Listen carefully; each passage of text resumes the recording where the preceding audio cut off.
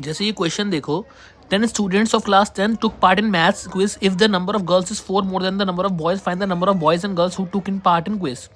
एक क्वेश्चन ऐसा आया है, इस क्वेश्चन के अंदर आपको ग्राफिकली रिप्रेजेंट करना है। पहले आप इसकी इक्वेशन बनाएंगे, उसके बाद इसको ग्राफ में पुट करेंगे, ठीक है। जैसे मैंने क्वेश्चन सॉल्व करा है, आपको बॉयज़ और गर्ल्स की ना नंबर नहीं पता कितने बॉयज़ और गर्ल्स हैं, तो आपने बॉयज़ को एक्स मान लिया, गर्ल्स को वाई मान लिया, और वो बोल रहा है कि मैथ्स क्विज में नंबर ऑफ गर्ल्स इज़ 4। अच्छा, ये तो सेकंड क्विज है। वो कह रहा है 10 बच्चे थे, 10 में से टोटल जो थे उन्होंने क्विज में पार्ट लिया। If the number of girls is 4 more than the number of boys, find the number of boys and girls who took part in quiz. देखो भाई, जो इसमें मैं एक लाइन लिखना भूलिए, क्वेश्चन के अंदर वो पढ़ना, वो कह रहा है जो आपके नंबर ऑफ गर्ल्स और नंबर ऑफ बॉयज है ना, उनका सम जो है वो 10 के बराबर है।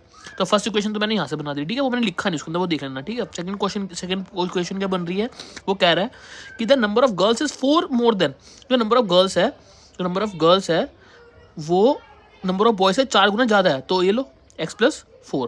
जो नंबर ऑफ गर्ल्स है, जो नंबर ऑफ बॉयज़ है, नंबर ऑफ बॉयज़ जो है वो 4+ है, मतलब 4 मोर है, किसके, वो किससे, y से। तो सेकंड इक्वेशन ये बना दी, समझ गए। अब इन दोनों को हमको ग्राफिकली पुट करना है, इसको यहाँ लिख लो और इस इक्वेशन को यहाँ लिख लो। x+y और 10 का डब्बा बनाया, x और y।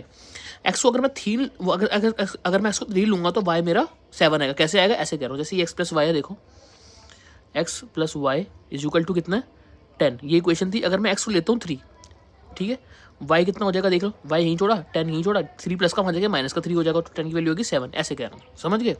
अगर x 6 लेता हूँ तो y 4 ले लिया, y 4 आ गया। इसी क्वेश्चन में अगर मैं x y+y 10 में ये डालूंगा, x की जगह मैं डालूंगा 6, तो y देख लो क्या हो जाएगा, 10 - 6 वहाँ जाके क्या हो जाएगा, y की वैल्यू हो जाएगी 4। तो ये ऐसे ही कह रहा हूँ कि ये डब्बा ऐसे बनेगा। याद रखना, फर्स्ट हमेशा याद रखना 3 से 2 से स्टार्ट करना, ताकि ग्राफ थोड़ा बड़ा बने। 0 से स्टार्ट मत करना, 0 से स्टार्ट सेकंड वाली इक्वेशन में करेंगे। अब सेकंड इक्वेशन मेरी ये थी, y बराबर x+4। पहले अगर मैं x 0 लेता हूँ तो y मेरा 4 हो जाएगा, अगर मैं x 2 लेता हूँ तो y मेरा 6 हो जाएगा। करके देख लेना, इसका वैल्यू पुट करके देख लेना, समझ गए। 2 इक्वेशन बन गई। अब इसको ग्राफ में रिप्रेजेंट कर दो। सबसे बड़ा नंबर जो है y का था वो 7 तक, तो मैंने 7 तक गिनती डाल ली। x यहाँ तक होता है, x मेरा सबसे बड़ा कहाँ था, x सबसे बड़ा मेरा 6 तक है, तो मैंने यहाँ 8 तक ले लिया, ठीक है। बस अब पुट कर लो, x 3 था तो y 7 था, x 3 था तो y 7 है, यहाँ पर डॉट डाली, समझ गए। x 6 था तो y 4 था, x 6 था तो y 4 था, 4 यहाँ पर। समझ आया कि नहीं आया, इसको ऐसे कर लो, ठीक है जी, यहाँ पर टच, ठीक है जी।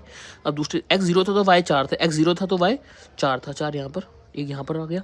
x 2 था तो y 6 था, x 2 था तो y 6 था, यहाँ पर आ गया। नहीं समझ आया, ऐसे जहाँ पर ये कटेगा, यहाँ 3 पे कट रहा है, तो ये x की वैल्यू कितनी होगी, 3। बस आ गई, ये तो निकालना था मेरे को। अब x की वैल्यू यहाँ 3 डाल दो, ठीक है। अभी x की वैल्यू जो 3 थी वो किसी भी इक्वेशन में डाल दो, y की वैल्यू भी आ जाएगी, समझ गए। ऐसे करते हैं।